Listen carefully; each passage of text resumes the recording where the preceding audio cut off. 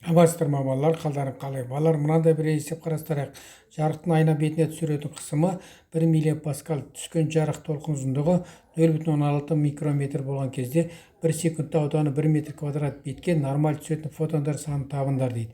Енді бұл үшін балалар біз жарықтың қысымына арналған формуланы жазайық. Жарықтың қысымы балалар осы түскен фотонның түскен импульсы мен шағылған импульстардың қосындысына тең. Сондықтан біз жарықтың қысымына арналған формуланы бірден жазып жіберейік. Жарықтың қысымы P жарық интенсивтігіне байланысты формуласын жаза I бөлінген С 1 плюс ρ. Жерде ρ деген бізде шағылу коэффициенті екен. Шағылу коэффициенті бізге түскен және шағылған фотон импульсын бірден беріп тұр. Содан бұл жерде ρ 0 деп аламыз. Екінші теңдеу. Осыдан ары қарата есептеп жазатын болсақ, I бөлінген С болды. Үшінші теңдеу.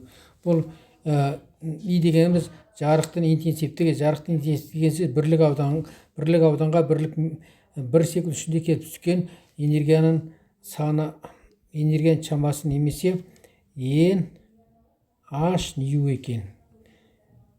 H nu міне бізде жарықтың фотон санына арналған формуланы жаздық. Сонымен 4-3-ке қоятын болсақ, жарықтың қысымына арналған формула N H nu бөлінген С екен. Бұл жерде балалар бізде толқын жиілігі жоқ, керісінше жылдамдық бар ес, жылдамдық және толқын ұзындығы бар. Сондықтан біз толқын ұзындығына арналған формула жазайық балалар. С тең болады лямбда нью. Бұл бізден 6. Енді осы жерде нью өректеп шығаратын болсақ, нью тең болады С бөлінген лямбда. 7. 7-не 5-ке қойып жіберейік балалар. 7-не 5-ке қоямыз. Егер сіздерге түсінікті болса, балалар, бірден 5-ші формуланы жазбай, осы толқын ұзындығына арналған жарықтың қысымы мен толқын ұзындығына байланысты формуланы бірден жазып жіберулеріңізге болады екен сонда.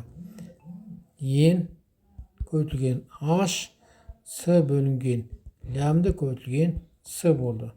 С мен саны қысқартып жібереміз. Сонда бізде N көбейтілген H бөлінген лямбда болды. Бұл біздің сегізінші теңдеу болды.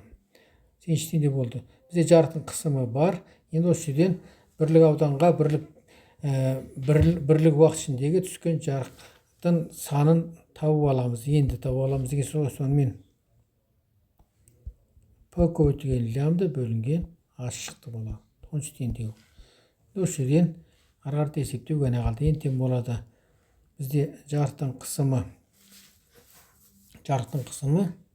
1 мегапаскаль, 10-ның -3 дәресі паскаль, толқын ұзындығы 6 көбейтілген 10-ның -7 дәресі метр.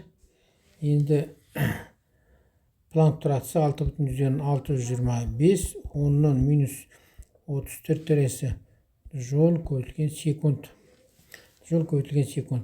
Тең болады. Бізде дәрежесі балар плюс 20 шығады, 24 шығады. 10-ның 24 дәресі. Енді бірлігін қарап жерек балар.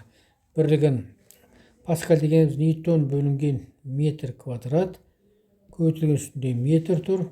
Жол дегеніміз ньютон көбейтілген метр көбейтілген секунд. Сонда ньютон көбейтілген метр мен ньютон көбейтілген метр қысқартамыз. Сонда бірлігі шықты балар.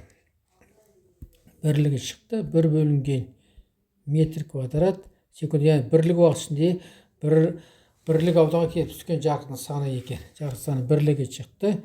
Енді 6-ның 6,625-ке бөлсек балар бізде шығады 0,9 екен. Сонымен ең тең болады 9 көбейтілген 10-ның 23 дәресі, метрдің -2 дәресі, секундтың -1 дәресі екен.